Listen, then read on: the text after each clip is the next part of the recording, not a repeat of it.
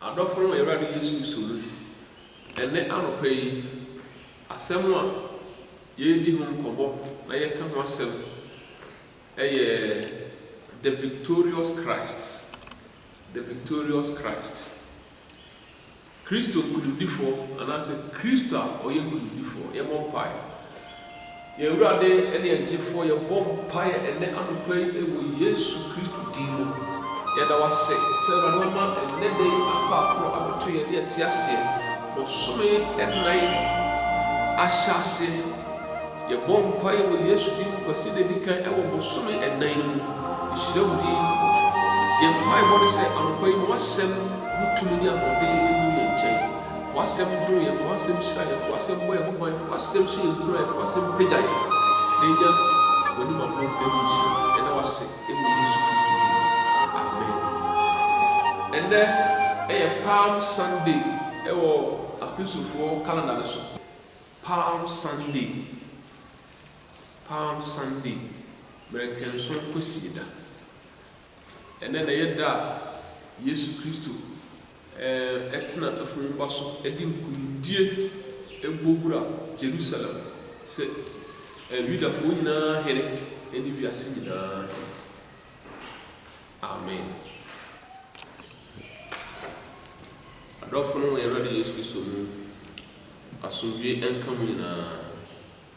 Ɛnɛ nso ɛyɛ anigye sɛ yɛba wo nkyɛn ɛde Awurade Nyankopɔn asɛm ɛbrɛ wo. Ɛnɛ anɔpa yi nso asɛm a yɛdi ho nkɔmmɔ no ɛsɛ the victorious Christ. The victorious Christ. Nkunimdifo Kristo anaasɛ Kristo a ɔyɛ nkunimdifo. Adɔfo no Awurade Yesu Kristo ɛnɛ anɔpa yi sɛ na yɛdi kan no asɛm no sɛ the victorious Christ. Kristo nkunimdifo anaasɛ Kristo a ɔyɛ nkunimdifo anaasɛ nkunimdifo Kristo. Presbyterian hymn 298 deɛ ɛtɔ so mmienu ne sɛ nipa ahoɔden no sa ɛnkyɛ n'atamfo no fa yɛn so yɛngyefo ne barima a nyame ayi no asi hɔ wopɛ ɛho ne din Yesu Kristo ne asafo wura ɔno ne Yehowa na ne nsɛm na kunim woda. Hallelujah. Sa enwum yi ɔdwontofoɔ yi ama yɛn ate ase sɛ nkunimdie ɛwɔ Awurade nsam. Ɔhaw ɛne amanneɛ abenidie ɛne ahokyerɛ nyinaa emu no ɔdwontofoɔ yi ɛkyerɛ yɛn sɛ Onyankopɔn ayi bɛrima bi asi hɔ no a ɔnam ne so di nkunimdie ɛbɛbrɛ yɛn. Korintofoɔ nwoma a ɛdi kan ti dunum nkyɛmu aduonum nson ne sɛ aseda nka Onyankopɔn a ɔnam yɛn Awurade Yesu Kristo so di nkunim ama yɛn. Adɔfo no Kristo ɛne nkunim no Kristo no nkunimdifoɔ no ɔno ɛna wadi nkunim ama yɛn. Nokwasɛm nie Kristo Yesu amfa ne tɔtrɔtɔ amfa abrabɔ tɔtrɔtɔ saa na mmom ɔfa ɔhaw ne amanneɛ nyinaa mu no ɔdi nkunim. Na ɔkyerɛ yɛn nso sɛ yɛn nso yɛbɛtumi adi nkunim na yɛntumi nni nkunim ɛwɔ yɛn ankasa ahoɔden yɛn nyansa ne yɛn nimdeɛ mu. Na mmom nkunimdie ɛnam ne so ɛna ɛba. Ɛna anɔpa yi asɛm ne sɛ the victorious Christ. Kristo a ɔno ne nkunimdifoɔ. Na obi ntumi nni nkunim ɛwɔ bere a ɔko ɛni hɔ, ɛwɔ bere a abenidie ni hɔ, ɛwɔ bere a ɔhaw no. Sɛ ɔko ba ɛna nkunimdie ba, sɛ amanneɛ ba ɛna nkunimdie ba, sɛ nsɔhwɛ ba ɛna nkunimdie ba. Ɛna anɔpa yi ɛdɛ bɛ koraa ɛne nkunimdie deɛ bɛn ɛne nkunimdie. Webster dictionary no ɛkyerɛkyerɛ nkunimdie mu sɛ Brɔfo kasa no sɛ the advantage or superiority gained over spiritual enemies or passions, over appetites, or over temptations, or in any struggle or competition. The advantage or superiority over spiritual enemies, over passions, over appetites, over temptations, or in any struggle or competition. And also I said that the Tosmino say conquests. And I said the defeat of an enemy in battle or of an antagonist in contest. Say obi akwedi otamfo bi so ewo kum. And I said ahoɔden bi a onipa bi anya ewo ne tamfo so. Say ya huhu tamfo ana hunamu tamfo wanya ewo ensohwe eso wanya wo amane enyina so wanya ahoɔden ede agina ho ama wadi saa amane enyina so no ene fe de nkunim ana se nkunimdie mi anka some definition mienu baako ese victory therefore is the strength and power Christ gives over life's struggles and wars and challenges and afflictions. Modern tumi ya Kristo di ma yen emeridi and sore amane abrabom atete enye wuhie nyina eso. Ana se to so no ese se onipa bi etimi aye de esese woye amane ne nso he ne atenti nyina mu onipa bi etimi aye de esese woye ena me frɛ no nkunimdie. Hallelujah. Ya sɛm ya yedi hu nkɔmmɔ ya wɔ kenkan ma aye no ɛfa Yesu Kristo a kenkan se metɔ so miɛnsa hɔ na yɛasɛm no egyina paa na Yesu Kristo a ɔde nkunimdie akɔkɔwura Jerusalem kuro no mu ɛna yɛfrɛ no the triumphal entry of Jesus into Jerusalem. Abusafo sɛdeɛ mo nim no ɛnɛ yɛ Palm Sunday ana mrenkenson kwasie da na ebra Yesu Kristo ekɔ Jerusalem ɛwɔ saa nkunimdie yi mu no saa bere no na yɛ Israel for afahyɛ kɛseɛ fɛnse twam afahyɛ na Yudafoɔ nyinaa mo Jerusalem omo Jerusalem mpesua no so omo wiase afa na nyina nkuro ni nkurase nyina aba Jerusalem sɛ ombedi sa afa hyɛ ne etna nipa bebree ɛwɔ hɔ Bible akunu bi mpo ɛsɛ saa bɛ na nipa ɔpepem mienu ɛne ɛfa 2.5 million ɛna na ɛwɔ Jerusalem saa bɛ no ɛna Yesu etna afunu baso ede bowura Jerusalem enti saa ade no ye ka ho asem enede. What did Jesus Christ do to gain victory? Ede bana Yesu ye ema no edi nkunim ana se ema na ye frɛ no nkunimdifo ye di kan pa Yesu bread no ase, he humbled himself. Isaiah woman tie duonum timu ensia. Isaiah odifo a ɔhyɛ Yesu Kristo ho nkɔm bebree na ne nkɔm hyɛ ne baako ɛna apie nkenkan sɛm mu kenkan sɛm di kan no Isaiah chapter 50 verse 6 ɔsɛ medane machi ema makafo ene mafono nso ema enwi tutufo manyi mani emfiri ahohorade ene ntasuo ho weya Isaiah nkom sha sefa Yesu Kristo ho ena mani hunu na okohu onipa bia mre ne ho ase enkonko hu amane da agise bia obotaye bi esinanim enti Yesu Kristo ahobrase we de oti ase a enyeyi eno ena Filipi fo mama kenkan smeto so mienu no timienu enchemu enum na kase moma adene a ewo Kristo Yesu mu no entena mu bi ono eno wonya nkopon tibia mu de nanso wa mu nfaso de obre ne ho ase ekosi owuo mu empo asebia ho wo mu obre ne ho ase se obehu amane amame obre ne ho ase se obehu amane amam obre ne ho ase se obehu amane ede agye ase esi ho. Number 2,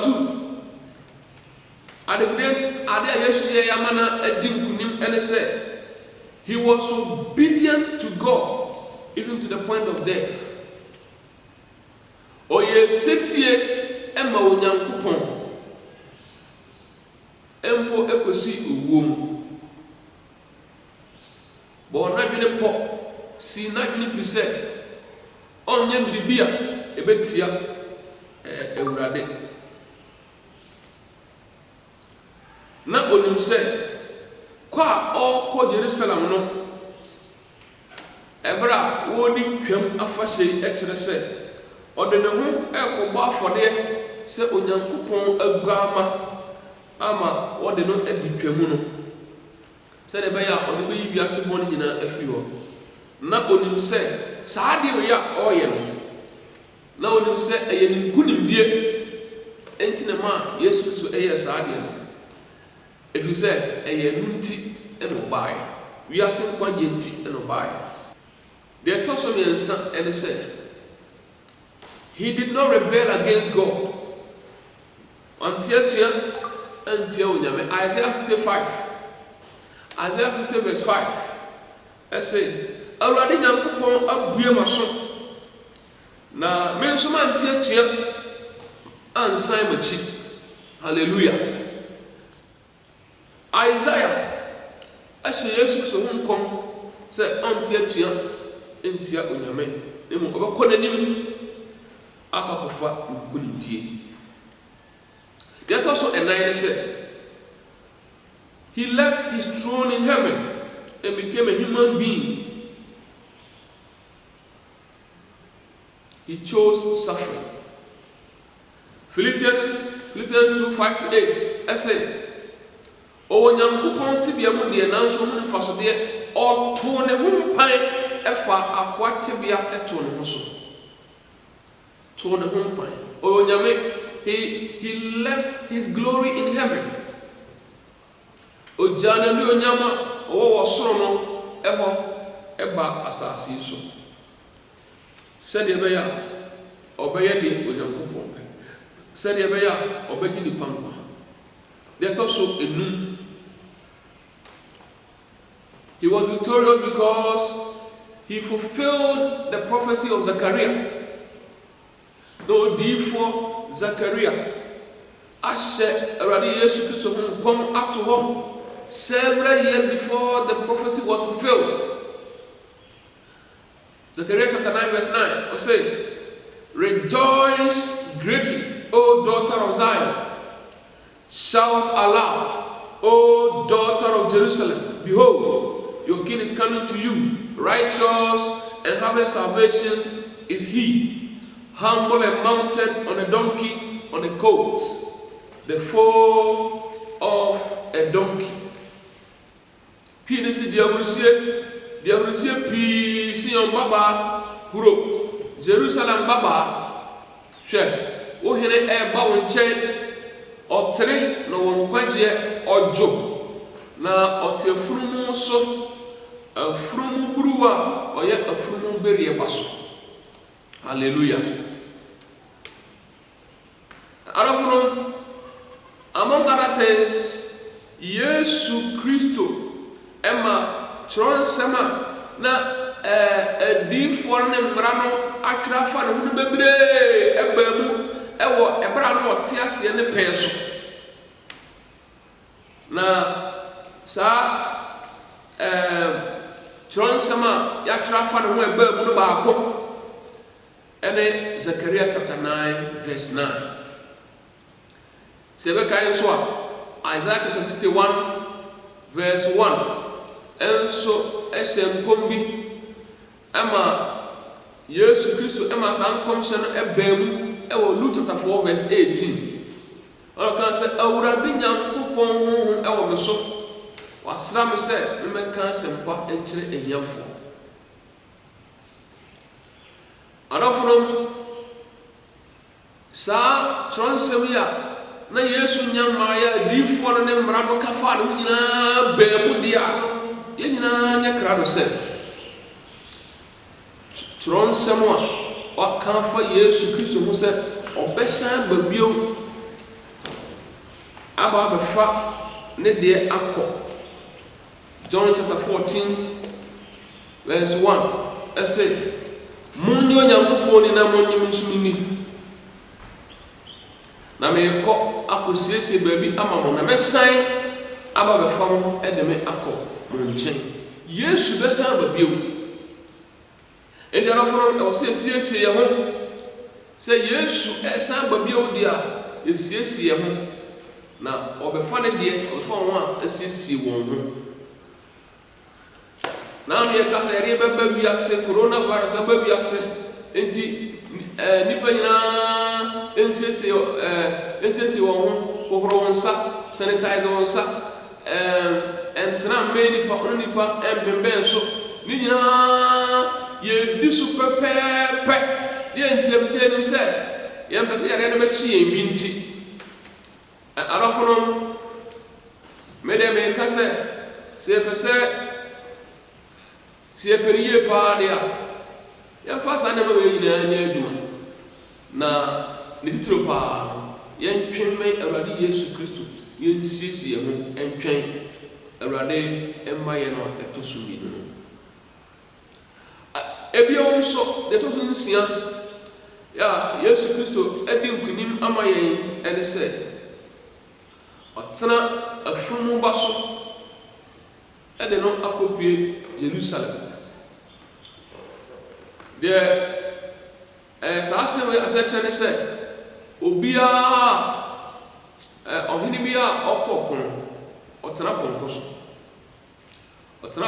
na kokon otena ponkoso na ekyere se ode nibre ode okon ode gidigidiye na eba na sa afumba ya Yesu atena ne si ekyere se ohene a oba na oba se asumdwe Yesu anko Jerusalem antena afumba so anko Jerusalem se okotu Jerusalem hene akotena so se ohene wanko wanfa tuo ni asekan anko ne mom okọ no asumdwe mu okọ sa asumdwe hene okọ se Juda hene okọ ise odane ho adi akyere Judafo se won hene a waba wa asumdwe mu afen sobra Yesu tena fun ba so okọ no nipa ni nyina de osebo yebi kan kromo do montade esese fun ba no so ema Yesu tena ne so na omo de montoma ne montade esese fom ebinum ebubu enwura kitai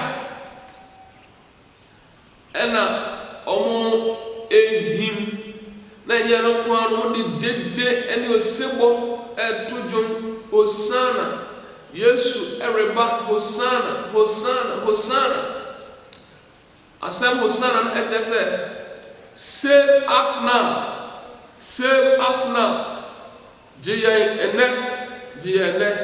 That was the cry of a desperate people in need of a deliverance. Enipa na wɔkyerɛ sɛ ohia nkwagyeɛ, ohia Onyankopɔn nkwagyeɛ, ohia nkwa. Ya na nkwa wura no aba na ɔte afurumu so. Hallelujah. Adɔfo no, Yesu ɛba wo nkyɛn nɛ. Yesu aba tekyima ɛnɛ.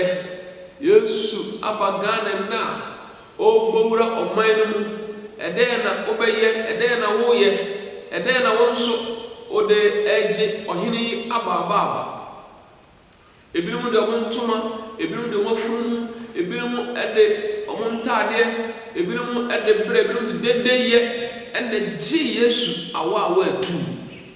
Ɛdɛn bɛ na wɔyɛ ɛde agye saa owura yi, ɛde no aba ɛnaba wo fie, ɛnaba abrabom, ɛde no aba ɔman Ghana mu.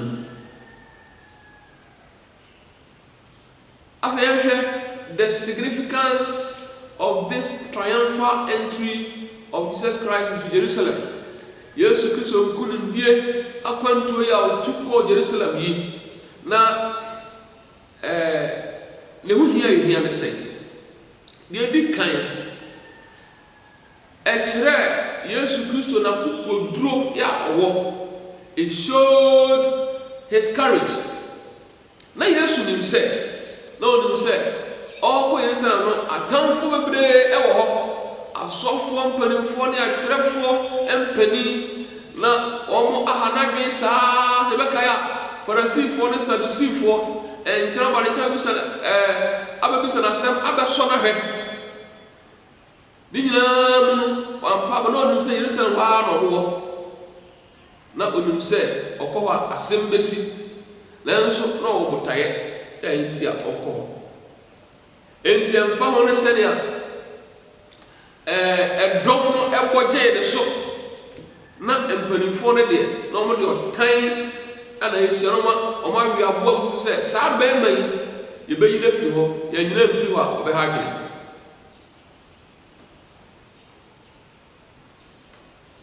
Enti ɛkyerɛ na kokoduro a wɔwɔ, sɛ obi anya kokoduro a ɔntumi nni nkonim. Anya kokoduro a ɔntumi nni nkonim. Deɛ ɛtɔ so mmienu sɛ it shows his claim. Ɔde daa ne ho adi ɛkyerɛ ne manfoɔ no sɛ ɔno ne Onyankopɔn guama a waba sɛ oyi bɔne akɔ. Ɔno ne deɛ wasra no, ɔno ne Onyankopɔn ba a wasra no. It shows that he was the Messiah. The Messiah who had come. Odiifoɔ anaa ɔgyefoɔ a Onyame ayi no ama ɔman no, ama Yuda, ama wiase. Edwatoɔ ɛne sɛ it shows us his appeal. Ɔkyerɛ deɛ nti a ɔbaeɛ. Sɛ mɛdi kankan no Yesu ama sɛ ɔbɛtu Yerusalem hene akɔdi hene. Na mmom ɔbaa sɛ ɔbɛtu ɛne bɔne, suban bɔne ɛne bɔne a ɛwɔ nipa akoma mu afiri hɔ na ɔno abɛtena nipa akoma mu. Ɔkyerɛ sɛ n'ahennie nyɛ wiase, na mmom n'ahennie ɛyɛ nipa akoma mu. Ɛno nti ɛne ehuru sɛ ɔte afunumba so a ɔde kyerɛ ba a waba n'asomdwee mu sɛ ɔne nipa ɔbɛtena nipa akoma mu. Ɛno na adiyisɛm ti mmiɛnsa nkyɛmu aduonu no ɛka sɛ hwɛ megyina ɔpon akyi me bom sɛ wobɛhene me na sɛ wobɛtie me ne na wahini ɔpono no a mɛhyɛ mu na me ne no ato nsa adidi na ɔno nso ne me adidi. Adiyisɛm ti mmiɛnsa nkyɛmu aduonu ɛno no. Ɛdabusafoɔ Yesu Kristo ɛbae sɛ ɔpɛ sɛ ɔtena nipa akoma mu na ɔdi nipa abrabɔ so. In fact, sɛ Yesu wɔ akoma no mu a ɔdi hene ɛwɔ nipadua no nyinaa ɛso. Sɛ Yesu ɛwɔ akoma no mu a onipadua no ɛda Yesu Kristo suban ne nneyɛe ne tumi na hoɔden adi. Sɛ Yesu wɔ akoma no mu a ɔdi hene ɛma onipa no nso adi nkonim, ɛfiri sɛ ɔyɛ nkonimdifoɔ. Hallelujah. Why did Jesus risk entering Jerusalem? Deɛ bɛnti na Yesu Kristo ɛkɔ Jerusalem ɛbɛra na onim sɛ ɔkɔ ama asɛbasi ɔkɔ ama yakye ɔkɔ ama wakɔ deɛ bɛntia Yesu Kristo bɔ ne ho musuo sɛ ɔbɛkɔ Jerusalem yɛdi kan no ɔbɛkɔ Jerusalem akɔda ne ho adi akyɛ ne nuanom Judafoɔ no sɛ ɔno ne wɔn hene no matter the circumstance ɛmfa ho de bɛsie biara ɔbɔ ne ho musuo sɛ ɔbɛkɔ akɔyi ne ho adi akyerɛ ne nuanom ano ɔmabɔ apɛ so ɛwɔ Yuda man mu saa berɛ no sɛ ɔbɛyi ne ho adi akyerɛ wɔn sɛ ɔne wɔn hene afei nso Yesu ɛpɛ sɛ ɔnyɛ din a ɛboro din nyinaa so sɛ wobɛtie kenkan sɛm no yie a Filipi fo nwoma ti mmienu nkyɛmu du baako no ɛka sɛ ɛnam de Yesu yɛɛ ne nyinaa sɛti ɔyɛɛyɛ ahobrɛase ɔnyaayɛ to ɔtoo ne ho mpan fa akoa tebea too ne ho so ɔyɛ n'adeɛ fa nyinaa wu a sɛnnua ho wuo no nyinaa wiewie no Bible sɛ Onyankopɔn maa no din a ɛboro din nyinaa so Nyankopɔn maa no din a ɛboro din nyinaa so deɛ ɛtɔ so bio no sɛ ɔhu deɛ ɛwɔ n'anim Hebrifoɔ nwoma ti du mmienu nkyɛmu mmienu no sɛ ɛnhwɛ gyidie mu di kanfoɔ ne wiefoɔ Yesu a ɔhwɛ anigye yɛda anim tɔɔ ne bo ase hu asɛnnua amanneɛ na wammoa ne wɔ no wakɔtena Nyankopɔn ahennwa nifa Awurade Yesu Kristo ehu nnepa a ɛwɔ n'anim nti no ɔtɔɔ ne bo ase ehu asɛnnua amanneɛ ɔtɔɔ ne bo ase brɛ ne ho ase ehu asɛnnua no amanneɛ no ɛno nti Onyankopɔn pagyaa no ɛma ɔkɔtena ne nifa ɛso ɛma ɔkɔtena nkunimdie akonnwa so hallelujah and he was taken to sit in a place of authority ɛkyɛ Nyankopɔn nifa so a ɛhɔ no ɛyɛ place of authority a place of victory wɔn a adi nkunim ɛtena Nyankopɔn nifa so hallelujah afei nso it was time to reveal himself to the Jews and the entire world na ɛyɛ berɛ a Yesu Kristo ɛberɛ a na ɔyɛ n'adwuma no ɔsa yadeɛ bi awie ɔsɛ monhwɛ no manka nkyerɛ obiara ɔka kyerɛ maame sɛ me dɔn nyɛ nnuruyɛ saa berɛ wei a ɔtena afumba so yi na ɛyɛ berɛ a ɔde da ne ho adi akyerɛ wiase nyinaa sɛ ɔno ne nkunimdifoɔ no ɔno ne Onyankopɔn teasefoɔ ne ba no ɔno ne Judafoɔ hene no hallelujah after lastly he did it he risked entering Jerusalem to provoke the leaders for his arrest and crucifixion ɔkɔ hɔ nom sɛ wankɔ Jerusalem kudee mmom ɔkɔma obiara hu no sɛ de bɛyɛ a ɛbɛhyɛ mpanimfoɔ no abufoɔ no ɔmakye no akum no na botaeɛ nti a ɔbaeɛ no aba mu hallelujah what should be our attitude towards the victorious Christ? Sa nkunimdifoɔ yi sa Yesu Kristo wadi nkunim yi ɛdeɛ bɛ na yɛnyɛ na yɛnso yɛntumi ani nkunim deɛ di kan me nuanom adɔfo no yɛmmrɛ yɛn ho ase ɛma owura yi a wadi nkunim yi nipa ama ne ho so dodo nipa ama ne ho so ewiasefoɔ ama wɔn ho so mpanimfoɔ ama wɔn ho so yɛmmrɛ yɛn ho ase ɛma owura yi a wadi nkunim yi ɔno ɛna wadi nkunim enti onim baabi a obetumi de yɛn akɔ akɔduru deɛ ɛtɔ so mmienu ɛne sɛ Philippians 2:5 sɛ momma adwene a ɛwɔ Kristo Yesu mu no ɛntena mo nso mu bi adwene bɛn ɛna ɛwɔ Kristo mu ahobrɛase adwene nipa ho dɔ nipa ɔdɔ nipa ɛhwɛ nipa yiedie ɛhwɛ nipa sɛ nipa bɛnya nkwagyeɛ ɛhwɛ sɛ nipa bɛnya ahotɔ nipa etiri mu ɔden adwene bɔne ahyɛ nipa ma adwene bɔne ama nipa ɛbrɛ adwene bɔne ama wiase akɔ ahohiahia mu yɛma adwene a ɛwɔ Kristo Yesu mu no ɛntena yɛn nso yɛ mu bi Yesu Kristo brɛ ne ho ase hu amane ma yɛn nso yɛhu amane ma yɛn nuanom yɛhu amane ɛma adɔfo no afei Yammo empire enhwe ne hono mo ahoden ani tumi a yebetumi de din kunim tumi wɔ ne nsam ahoden wɔ ne nsam yammo empire emfa enhwe saa ahoden tumi afei de toso enan ne say we must walk in the victory he has already attained for us adafo Yesu Kristo adi kunim ama yɛn dada enya afei na obedi kunim wodi kunim ama yɛn dada enti yɛn nante wɔ saa kunimdie no mu yɛmfa saa nkunimdie no ɛnyɛ adwuma yɛma nkunim a owura no adi no ɛnyɛ adwuma ɛwɔ yɛabrabɔ mu yɛtɔ so enum no sɛ we must obey him all the time nipa so ɔden yɛaso yɛ den na de bɛka ne sɛ sɛ yɛyɛ asoɔmmara a Awurade Nyankopɔn bɛpagya yɛ asan ne sɛ trust and obey. Trust and obey, for there is no other way to happy in Christ but to trust and obey.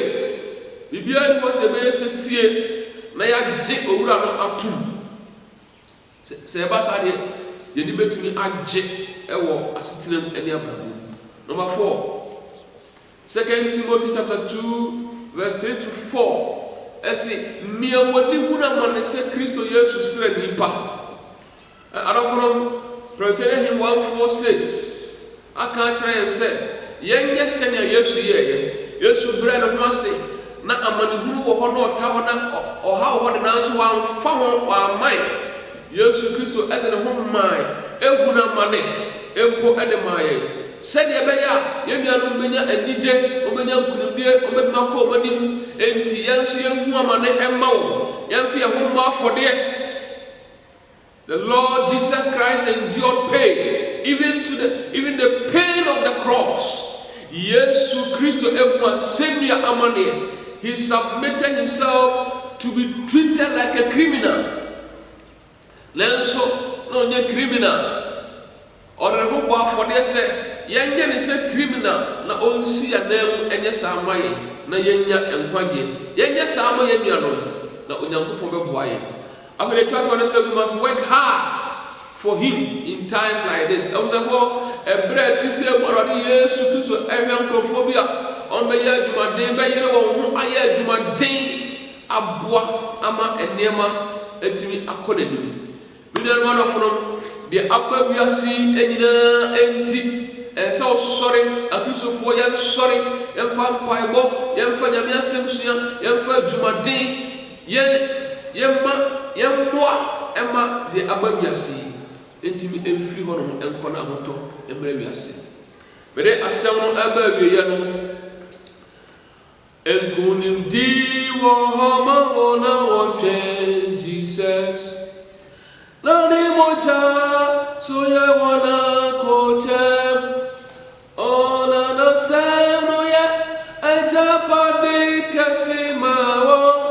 Nana dum sabu sama wonda mumaya tu ayeju mano nahini nadiyam seno yabatu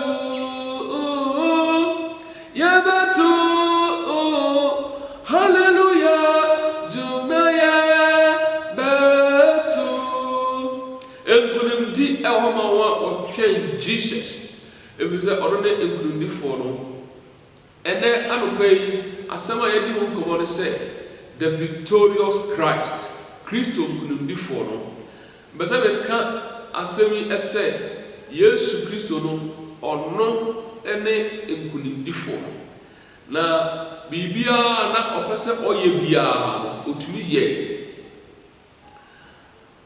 He was victorious in all he did. The oye bia so odimu kunim eno ena ama nanya ena ama Nyankopon enne gina biaya otimi emma ne mma edi kunim odi kunim weto mo di kunim ebra yete ase na ewiase a eba no so o mo di kunim se ye nyina se de ho bosa owura yi a se de ho hye sa Kristo yi ase a oba me di kunim enne asasi so Ghana bedi kunim wiase bedi kunim Kristo so bedi kunim na ewiase a ɛbɛba no nso mu no akristofoɔ nyankopɔn nkurɔfoɔ wɔn a wɔn de wɔn ho abɔ nkunimdifoɔ yi adi nkunim Awurade nhyira mo nyinaa na ɔma wo nyɛ nkunimdifoɔ Awurade nhyira wo na ɔma na mmɔden ne tumi ne mmɔsra emu nka nso ma wo na wadi nkunim ɛwɔ abrabɔ mu ɔko a yɛkɔ nyinaa so Awurade nhyira wo amen yɛbɔ mpae Nyankopɔn ne Awurade yɛbɔ mpae na wase ɛnɛ anɔpa yi ɛhyɛ wo de onyango Yesu di mu asɛm aba yɛn nkyɛn asɛm ne sɛ Awurade wo ne nkunimdifoɔ Nyankopɔn ɛnɛ yɛ hɛn kɛseɛ Owura Yesu bra na bɛtena akoma no mu bra na bɛtena ɔman Ghana mu bra na bɛtena wiase ɛberɛ yi mu na ma yɛnni nkunim ɛwɔ ɔbra mu ɔko ɛnsɔhwɛ ɛne atenten ne awonyanyia ne nyinaa mu Awurade de wɔti asɛm yi mpaebɔ ne sɛ ɔnni nkunim ɛwɔ ɔbra mu ko yi mu ɔnni nkunim ɛwɔ awonyanyia nyinaa mu ma nkunimdie ɛnyɛ wo madea ɛberɛ a ɛte sɛ ɛnu sɛ ɔnomadom so ama yɛdi nkunim yɛda wase ɛhyɛ wɔ ne onyam ɛwɔ Yesu Kristo din mu amen